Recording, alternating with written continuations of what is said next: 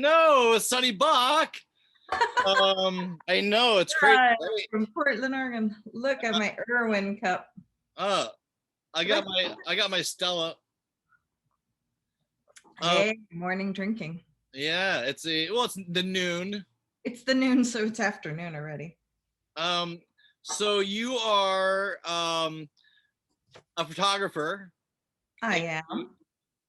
A vice president of the Venice Chamber of Commerce.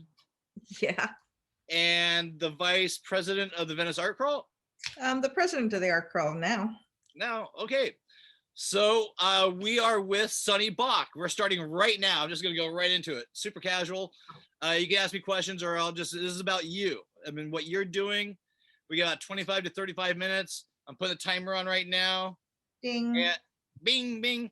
So welcome to Breasts with Friends, my 8th podcast. Oh, that's Sonny Bach. That's so great, Brett. Congratulations. Thank you. It feels every time I do it, it's like the first time. So tell everybody around. We've known each other forever, but tell everybody that you're working on. I know you. What's coming? Where you've been? Where you're going? Let's just start from there and let's just go. Well, where did we meet? We met through the Venice Art Crawl, which was 10 years ago. I don't know if I met you 10 years ago, but it's been around for 10 years. We're going to go into our 11th year next year. Woo-hoo! Can you believe it? That's amazing, right? Wow. Yeah. And I'm a photographer. I'm from New York. And I've been shooting since I was 12 years old, when I was a kid paparazzi. Mm-hmm. And been more well known for doing all these photos from the 80s with the Beastie Boys. But actually in New York in the 80s, I did a lot of fashion photography. So meeting the guys was just part of life. And because I lived in Manhattan and have my studio there, the boys would drop in a lot and just hang out. I think because they liked seeing all the girls. So, which I figured out much later. I thought they were they're just guys and they're just hanging out. But yeah, and then in the 90s I came out here. Well, actually all the boys and I all came out here like in 89, 87 or so on tour, and then we all decided to stay. So my mom lived here, so I was bi-coastal, and got a place in Venice in 95 and was shooting celebrity portraiture, and just here we are now. The just kept going and going, and I'm a New Yorker in Venice. Perfect. Or a Venice transplant. You still got it. I was born in Manhattan, so anybody that says I'm not a New Yorker anymore is gonna get hurt. Hey. I would never say that. I'm gonna be on your good side. So can you give us a little history of the Beastie Boy situation? How like are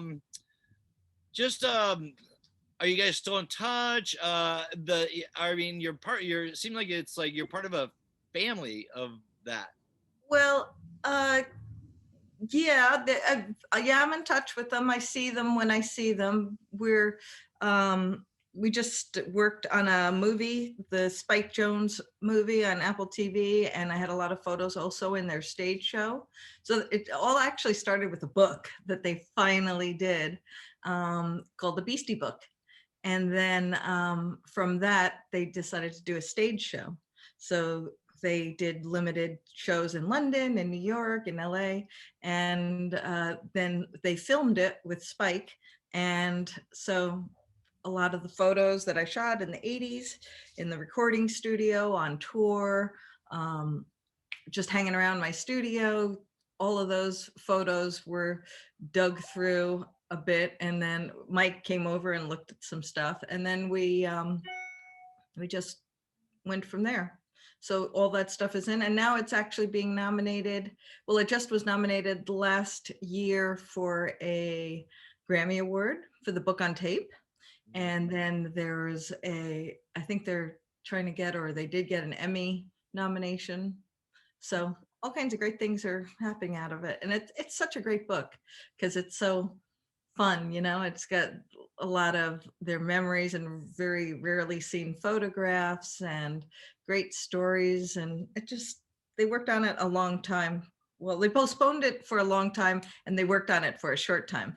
And so, that's kind of the way we do it. So it sounds like a lot of rich history there with Oh that. yeah, great memories, you And know. pretty must be pretty fulfilling to have that completed and actually showcased as well. All the such a Yeah. such a personable thing.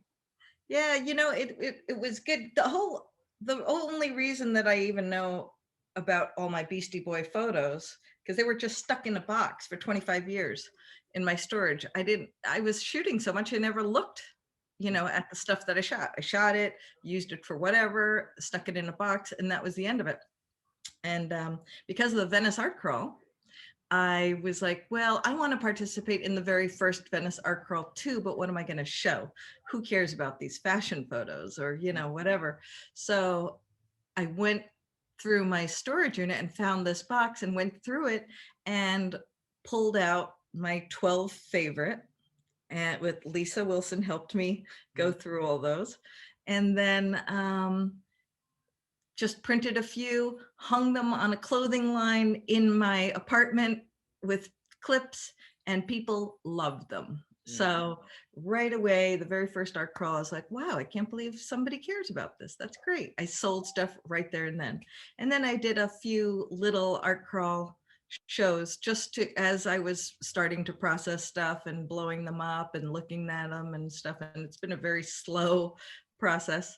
And so I've had little art crawl shows. Then I had a show in Miami, and I had two shows in New York City, one at Russell Simmons's studio, a gallery, I mean, and one at Ivy Bernhardt's gallery in the Meat District, in the Triangle Building in the Meat District in New York, and shows here in the Valley. So I'm just looking for wherever the right place to show it is, because I'm not just looking to show it in a gallery.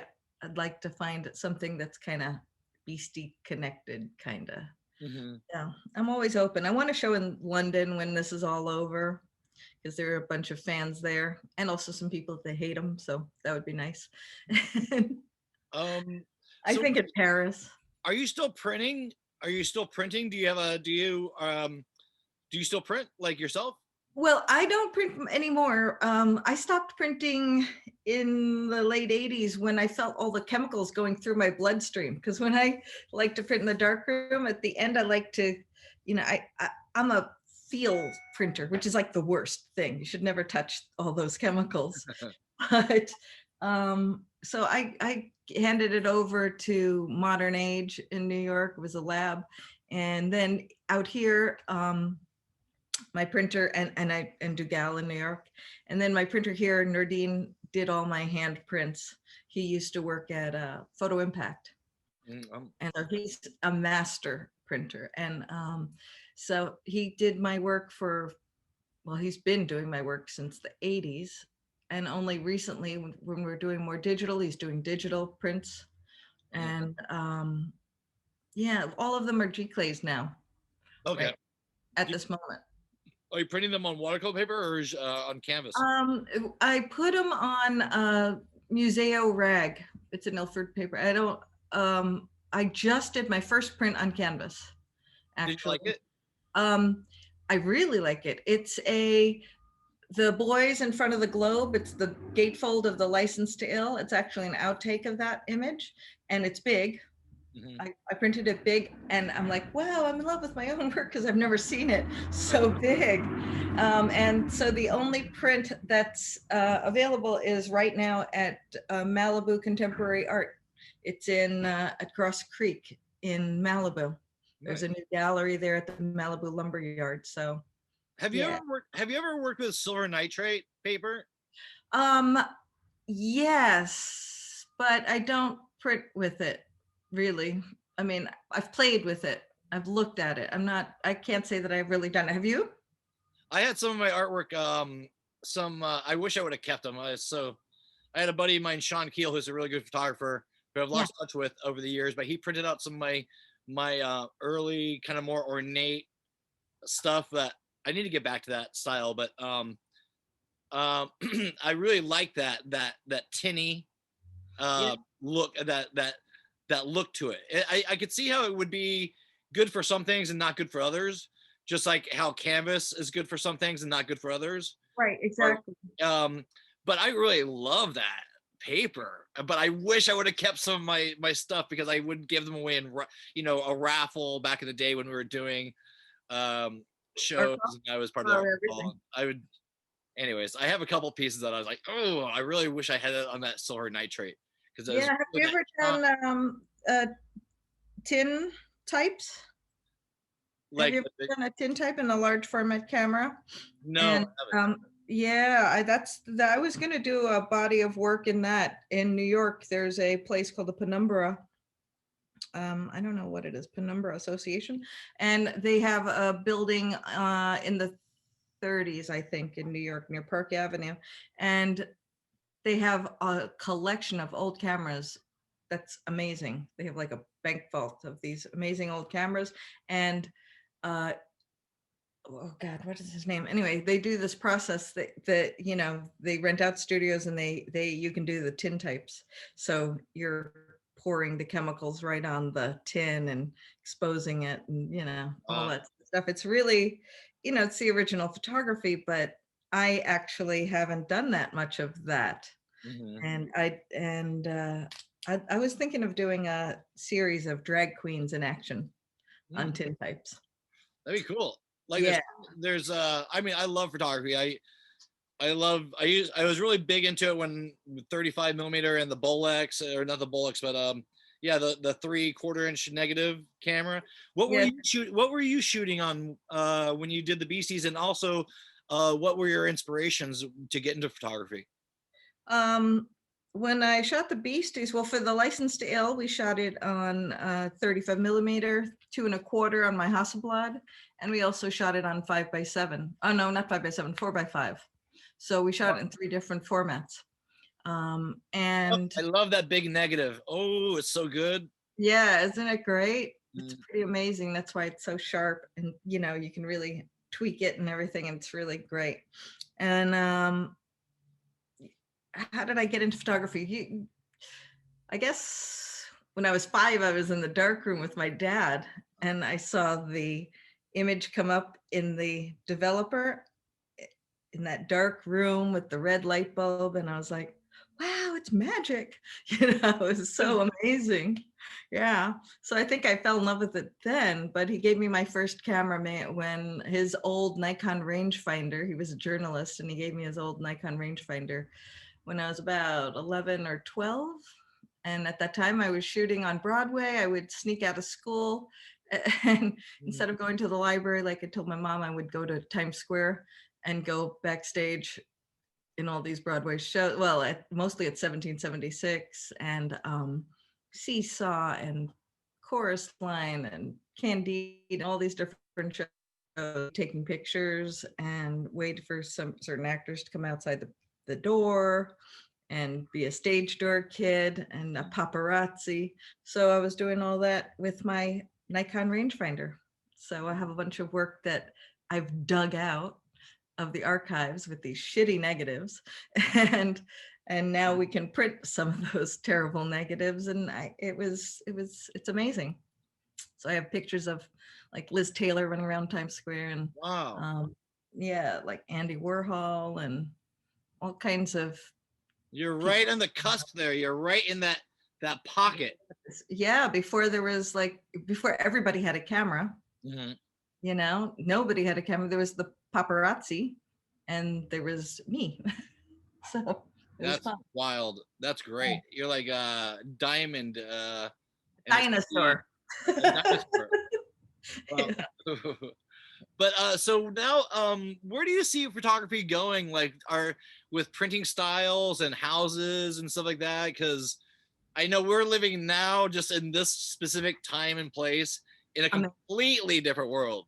Amazing, isn't it? It's totally amazing. When my little you know 11 is so much more powerful than the digital camera we had in the 80s that was tethered to a stack of hard drives, that cost $60,000 and was 2 megabytes, maybe, Yeah. shot out of the Hasselblad, and that was like a big deal. And yeah, now it's what? I don't even know how many megabytes the iPhone is, like 12 or something. So it's crazy. And you have your Sony, which is Yes, my amazing. beautiful Sony. I love it so much. Thanks, Good. pandemic. Um, thanks, COVID. Yeah. Um, I love it. I've been shooting things all my life. I've been shooting. I made little Super 8 and regular 8mm movies all my life, and I was always going to the CVS to give them my little reel, Partridge. that was shot on both sides, and you'd have and yeah, I had Yale Labs transfer all my old footage a while back, and they're really good. They Expensive, good. they put it all on digital, right? Yeah, they did a Little yeah, digital. yeah, digital. The most high end I could get it at the time. I forget the Right. name of the process. But it looks good. I edited my parade film, which is shot in black and white, 16 Cool. millimeter reversal with a high contrast lens. So it's but Cool. and that you can see that on brentwoods.com. Anyways, but Yes. like and I just completed that after 25 years, got the final sound mix and everything like that. But it's crazy how it's like taking Right. 25 years to complete a 10-minute film, but it looks good. It sounds good. I'm The working sound on is one important. too. Yeah. I'm working on, I shot an 8 millimeter video, like a little one reel of Natalie Merchant Oh, from I love it. 10,000 Maniacs. We found the camera at a garage sale there, bought the film, loaded. She lip synced Jack Kerouac all around Jamestown, because that's where we shot some stuff for them. And I'm still working on it. I went to Yale Films and transferred it, and now I don't know where the file is. I have no Ah, idea. oh God. So I I hate that. still want to sync it together and do something. And meanwhile, God. 10,000 Maniacs and Natalie Merchant, I don't know where any of them are Uh, right now. I was Probably so in love with continue now. Natalie Merchant when I was growing up. The videos that she did were very beautiful, Weren't they great? very Yeah. beautiful. And her So, song for River Phoenix was awesome at that time. I was very I love all that stuff. It's amazing that you got to work with those guys. oh yeah, I did their early publicity photos for In My Tribe. You remember that album? Yeah, of Such course. a great album. And yeah, so I got to be in the studio when they were doing that. And Wow. yeah, Yeah, you got like Asher. tendrils into a lot of extend out to a large range of like Yeah, really cool people. yeah, and it's New York, so you get to meet people through people, and eventually some of them just sort of vanish, and then some of them become mega superstars, and that's great, you know. Where So where do you want to go? Like, what do you want to?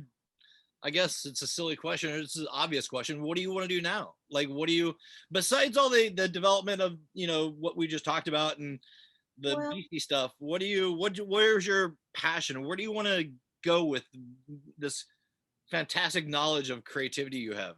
oh, I don't know. I'm always looking to actually now with COVID and everything, I'm actually collaborating a little bit more just to have contact with another human, you That's know. why I'm doing this. This is my only contact with people right now. Yeah, so do you know Todd Goodman? He did the Venice, the Dogtown Venice sign, where it's a painting. He has a very colorful style, and he's done stuff for the art crawl since early on. He used to sell on the boardwalk. He does very colorful stuff. I bought one of his pieces that has the Venice sign and then a bulldog walking under it right there at Windward. It's Nice. so cool. So it hangs over my fireplace. I love that piece. And he has taken one of the pictures that I did of the boys on the stoop, and then he's painted in the background, he stripped it and painted in the New York skyline and the bridges and the boys sitting on the stoop. So we're going to show that piece hopefully at Malibu Contemporary. If not, then maybe at a future show. But I'm collaborating with him and I love it. And I did a picture of Andy Warhol with Marissa Berenson. We did it, a print of it 4 up, and Gino Perez painted on them in his own style. And that's a really cool piece. And before that, I had tried to work with Susan Tibble. We did a show actually at the gallery that you showed at, the Mattress Gallery on Main Street in Santa It's Monica. the mattress store. The Mattress Store, which is an amazing space. Well, yeah, I it's a like it. $30,000 a month spot with those big walls and stuff like that. It's empty. And they sell mattresses in a Yeah. huge white building, so all the walls were bare. And Lou, said, "Hey, let's turn this into a gallery." And so that was amazing. We've had some nice, fun shows there, and people got to relax on the mattress, on the best mattresses. We had some good times. I mean, I think the store is empty right now. With the, it's not empty. I don't know how they're doing that, keeping the mattresses in there. But I put my buffaloes in the window just so in case people could with my card so they can get a hold of me in case they remember anything. Yeah, they have the biggest space in Santa Monica on Main Street. It's pretty right? crazy. Pretty crazy. Yeah. I love seeing you there. Yeah, that was a fun spot. I mean, have you thought about doing any like cinematography for moving pictures? For like doing like a music video or shooting like some more moving pictures? Well, no, I'm not. I haven't actually shot a lot of moving pictures. I'm doing a little. I've done stuff for myself. It's not really for art per se. I don't really do a lot of moving stuff. I kind of had that opportunity, I guess, when Rick Rubin asked me to do video for Danzig and Slayer way back in the day. But I didn't actually feel it for those, bands. And I did shoot album covers, for them and stuff, but or pictures for them. But yeah, I don't know. I do little things for myself, but I haven't really put it together as that. I think the collaboration of stills, I like that intimacy of working with one person. I've worked on films and it's always a giant crew, and I've worked on television shows as an assistant, as an AP, as a producer, and I like it for that. But yeah, I like working with other people as the producer for that kind of thing now, Yeah, so I've done some reality TV and some, videos and things like that. So I have worked in that field, but I haven't, but for my own artwork, I really like the intimacy of the photography. And then now I really love the collaboration to see what, where it can go from there. Say Adams, who designed the Beastie Boy logo, and Run DMC, the big block letters and all kinds of stuff. He was the artistic director for Def Jam, the record company in New York, for decades. And he is he's got shows, and so he's a graphic artist, and he's drawn on my stuff. So we did a series of pictures and we had a show in New York City together. Nice. So yeah, I've collaborated and I like it. So well, if you ever want to do something with me, let me know. I'm always I'm a have you ever done that? Have you done that ever? I did you know what I was really big into doing back in high school, where I basically took 2 art classes and a photography, two because those are my electives, and I just kind of used the equipment and all the art supplies. I was really got into airbrushing on them, and I was really, before I got into even like acrylic or even oil, I was a airbrush, and I would airbrush on I'd print out a big print, and black and white, and I would airbrush on it. So I've got a couple of those I did. I really like doing that. And I like not necessarily, I don't know if I mean, I could do brush to paper, obviously, but I mean, I think there's such a detail with the photography that I was trying to still make it look sort of like a photograph, and not like, and it's that abstract and realism sort of combination thing. But I mean, I love just making pretty pictures. That's my statement for everything. I just like making pretty things. But like as far as like photography, I mean, I love photography. I love anything. I just like making images. So any way I can do it is great. Do you sell a lot of your photography? You I know, haven't really seen it on the I no, saw no, I did a lot of photography around in 96 and 97. I mean, I've got like I went more into video. I mean, I got like I still have like ton a ton of stuff to edit from Venice, from Sponto days, from Sponto. Shout out to Sponto. Cheers, rest in peace, Sponto. Yeah. Um, but I mean, I haven't really. I mean, I love photography. And now that I actually more into moving pictures, I think, but I do like stills. I mean, I like animation, but like the I haven't sold a tremendous amount of photography. I've done photography for people, headshots, and mostly my own, but more photojournalism sort of stuff. Mm, Um, mm. but I've got like it'll be a surprise to everybody in Venice, but I documented a lot of stuff that is yet to be edited. Um, Wow, wow. um, History. and I've got those all on the hold on, turn this off. Um, I've got those to edit. I have to transfer them. But I've got like I'd say about about 40 or 50 mini DVD mini cassettes of Wow. all of Venice, Sponto, as much as possible, just documenting when I lived on Dudley and stuff like that. I got all that stuff That's great. that is gonna blow people's minds at some point when I get to it. I'm gonna get to it, but you know, it Another 25 years, right? basically it'll be like a retrospective. Or I did interviews with people that Oh, that's great. I was um thinking of doing something like that, just photographing all you know, the Venice creatives right now because they're moving, they're gone. A lot of them are gone and a lot of them are moving, and whoever's left, I was thinking I better get them now while they're still alive and document them because I don't know who's doing that here at this time. But I think that's something I will do. Set up my studio and just do some quick portraits of whoever I can get whenever I can get them. yeah, definitely document them and timeline. You know, it's a time Yeah. capsule.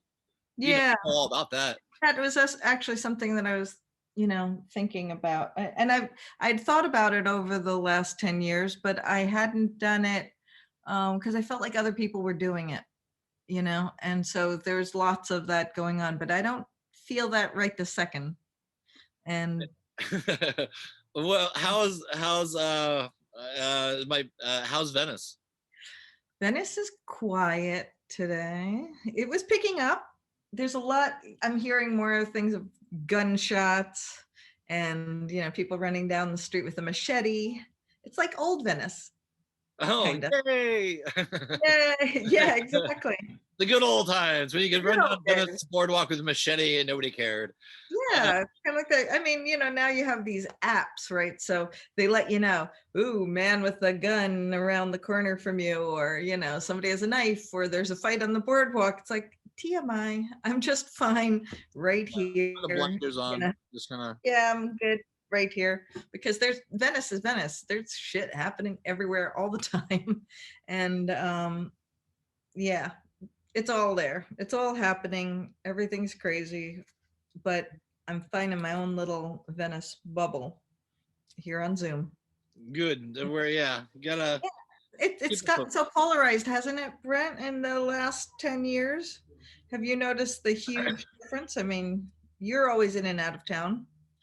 Yeah, I mean, I was really like I was there for a few weeks like a month ago or a month and a half ago, and I left because if I'm not doing something, Yeah. if I'm not producing or being productive, then I kind of get a little antsy. And but I was kind of like I don't know, disheartening a little bit for me. But you know, you know, I sold art on the boardwalk for like 10 years solid.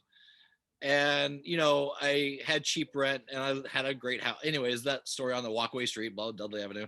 Yeah. But where we'd all party with each other, and after the shows or go, there's more of a sense of community. I felt Yeah. that I don't know, when I was there last, I kind of felt a little sad. I mean, not. I mean, we hung out and went to the bistro, or what used to be the bistro, and the waterfront's not even. I don't even know what's open over there anymore. But it was like, I guess I want to remain creative, but and keep on doing stuff, but I didn't know if I could do that there like I did it way back when it was so accessible. When I'd roll out of bed, put my artwork on a cart and go and sell and meet all and see everybody. And I just don't know. I mean, I'm in Oregon now, and I'm kind of slowly falling in love with it. I mean, I go back and forth from Oregon for 25, 30 years, but I guess the point is, if I'm productive, I'm happy no matter where I'm at. Right, So right. if I can be in Venice and be productive, then I'm great. But I can't afford to be there. To be honest with you, I can't afford to be there and do the work that I did, and as often as I did, and be as prolific as I was in the past. Yeah. So it's kind of like transmuting into something else. And so I've been doing a lot of editing for my films and focus. I'm a filmmaker by nature. I mean, that's what I've been. I grew up on animation. I always want to see my drawings move.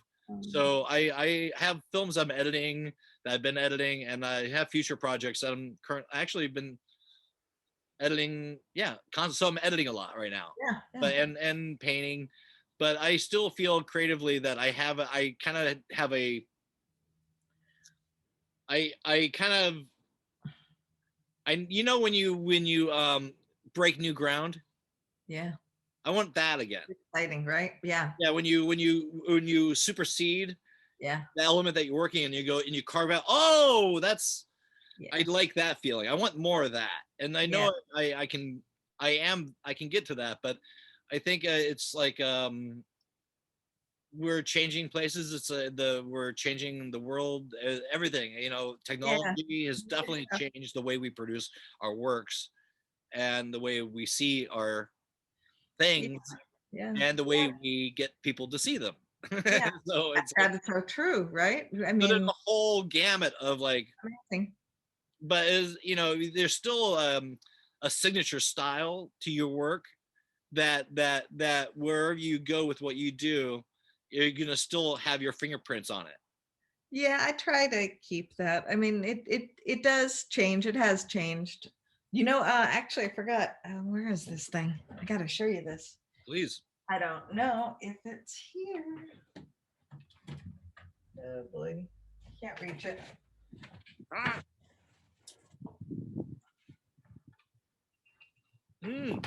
Yes, the new stuff. Yeah. So this is new for me.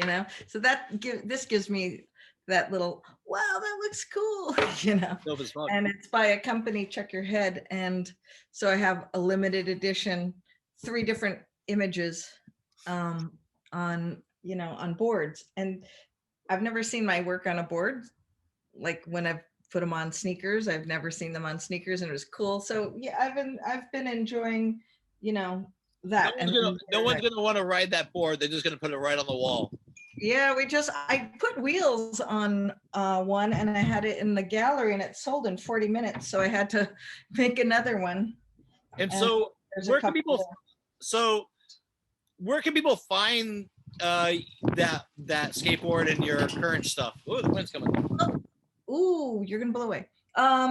They can find it on at Malibu Contemporary Art. Exclusive with them? And excuse me, I have a few there. Is that an exclusive with them? It's not an exclusive, it's just where they are. But I'm not, if I find it's because I have a relationship with Bobby Bennett, who is one of the owners. She's an old friend, and I feel like she'll take care of the work and show it right and stuff like that. And I don't want to mass produce it. I'm not looking to sell thousands of them. They're more kind of art pieces, and to display and to ride. If you want to do whatever the hell you want.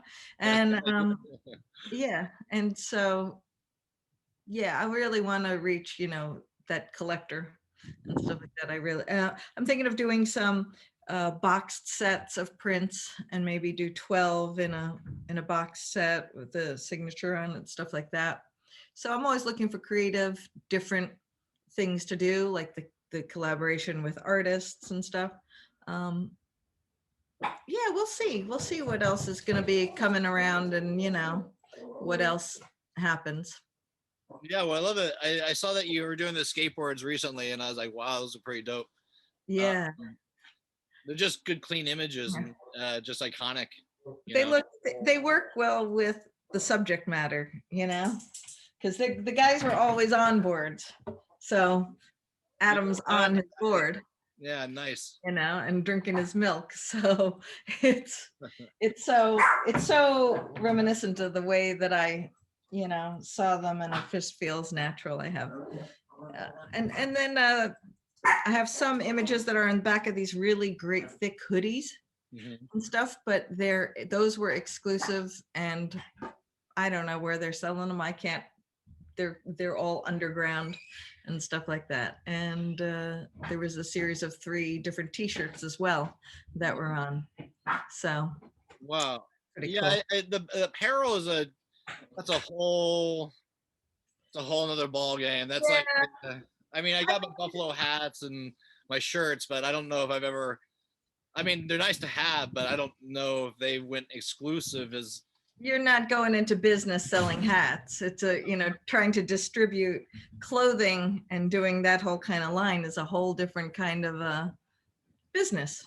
Yeah. Same thing with the skateboards, and that would be fine, but I'm definitely in the business of selling my photography and my, prints and stuff. And even that, mostly I have rock paper photo Mhm. represent them, and they're in limited edition. So, They're, is the closest thing you're gonna get to a book is making the bundles of what you're just describing? um, for me, a book would be great. I have so much work in different areas. I'm not really sure how they mix together, because I have all the work that I shot as a kid, as a teenager, which is really gritty paparazzi images. And then I have my fashion photography, which has been published in magazines and things like that, that's already been published. So I don't know if I should reprint anything per se. And some of it's interesting though. I did a lot of work for a magazine in the 80s called Details magazine. And it Love was, Details magazine. yeah. Yep. So I did a lot of covers. I did a lot of fashion spreads. I did a lot of celebrity portraits and things like that, and hung out. And so Details had a certain look to it. We developed a look. And so that's that. And the paper was really thick and it was Yeah, big.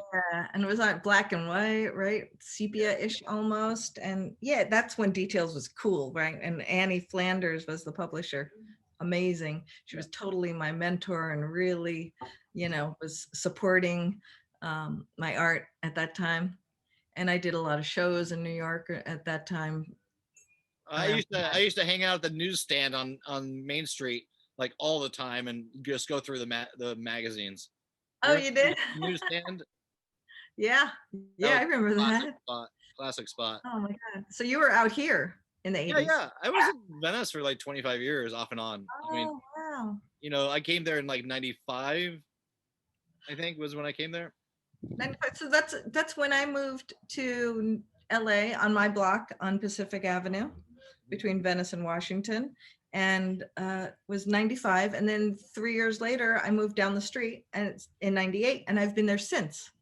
So thank you, Rose, my landlord, who keeps it affordable for a struggling artist. I swear, there are a few older people that are being nice and not charging $5,000 for a 1 bedroom. And thank you for Yes, we supporting us. well, I remember when the bubble dropped in 90, what was it? It was 2008. You remember when the bubble dropped, like when everybody rose? It was September 1st, 2008. Or no, it might have been. Gosh, what was it? There's a bubble drop that happened At in James Beach. no, just like when the bottom dropped out of the real Oh, estate, the bubble dropped out of real estate. Yeah, well, everybody started selling off. All the older people started selling off all their properties because yeah. I forget the exact Bubble- year. I used to know it, but it was like I think it was like 2000. I don't know. I want to say 2008, but I probably am wrong. Or it's like 1998, or I don't know. I don't know. We're getting old, Sonny. We're getting old. No. So true. I can't remember what I ate yesterday.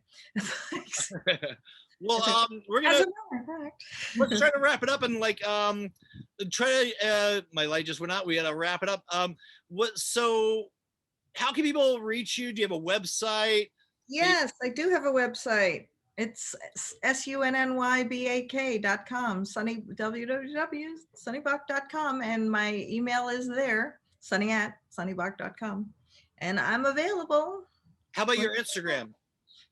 Sunny Bak on Instagram, on Twitter. Same. I think I'm SBak 007 on Twitter, something like that. I'm not even sure what I am on Twitter, but I'm there. So if you search me, you'll find me. And yeah, I like to hear from all kinds of folks and anybody that's been to LA, artists. I love to hear from artists who want to show at the Venice Art Crawl. Love to hear from Beastie Boy fans who want to collect or just want to chat, and love it. And so, how often is the Venice Art Crawl going these days? How often are you guys doing it? Well, actually, December 5th, we're going to light up the Venice sign. Even though it's COVID, we still did the My Venice Holiday poster contest for kids between kindergarten and 5th grade, and we have the 6 winners, and we're going to announce them on the 5th, and they're going to get their certificates from all our different councilmen and Supervisor Kuehl and all Ted Lieu and things like that. And so we're going to light up the Venice sign virtually on December 5th. I think the show starts at 7, and then it's either at 6 or 7, but check on the Venice Chamber of Commerce website or on veniceartcrawl.com, and all that's there. And yeah, and then yeah, and we'll have a virtual show. I'll stream live instead of having my show in Malibu. I think I'll just FaceTime and have a virtual show for now and wait to meet people in the future. Perfect. Well, let me see. Well, that's all we can. We're living in the future, man. This is it. This is it. You look good up there, Brett. Oh gosh. The country life is making you look good. You look good, dude. Well, I take care of myself, eat food, good food, take care of myself. No, drink good beer. As long as I'm creating, I'm pretty happy. It just, it's a little wet and wild over here. We'll just keep on doing things. I got some projects that'll hopefully be coming out, but I would like to thank you, Sonny Bak, the incomparable Sonny Bak, for being on Brett's with Friends. And this has been a blast, and it's just great to catch up with you and see your face. Same here, and I hope we have a beer and a coffee together again soon. Yeah. Anytime you want to do this show again, I'm going to edit this stuff together and we'll put it out as soon as possible so people can know about you as soon as possible. And I know there's a lot of your fans out there that are looking forward to getting some of your new stuff and your skateboards. And thanks, dude. I wish you nothing but more success and more creativity and all that good jazz. Thank you so much. Thanks for having me. Do you hear the rain? Oh yeah, I hear it on the tarp. The rain. That's Oregon. Okay. I love that. Well, be safe over there. And tell everybody I say hello. Give my love to Venice. I will. We miss you. I miss Venice very, very much. I'll be through something. Okay. All right. Bye. Let's see it. Bye, guys. Brett's with Friends. Okay. Bye. So at this point, I end it, and then I usually cut right about there, and then I edit it together. Wow, how fun! That was really fun. Yeah, that was great. We went long too, so that was a fast. I talked too much. I talk too much, so cut me out. No. I need people. I love to talk. Very informative. It was beautiful. Wow, that rain. Let me hear that. We have a fancy mic, dude. Thanks, COVID. How much is that? That is wonderful. I need that. I bought it from my neighbor who was doing some. He's a Christian guy, and he had a on radio. He had a heart transplant. I think I got it for $10. Get the hell out. I heard they cost like $350. This? I don't know. This one. Now maybe not that one, but it looks nice. Sounds good. Yeah, it works. It works nice. It plugged right into the computer. Oh, look, here's my friend's short movie, Donut Shop. Oh, nice. She got TV shirts. Yeah, it's been a long time, man. Well, I love your work. I love the fact that you got all this stuff. Just great. Very inspiring. Oh, I forgot to ask you what you'd tell photographers if they were looking to get into photography. Get a day job. And now we'll end the podcast. All You're right. gonna need it. All right. Well, enjoy the rest of your day, and I'll talk to you soon. All right. Great. Yeah. Bye.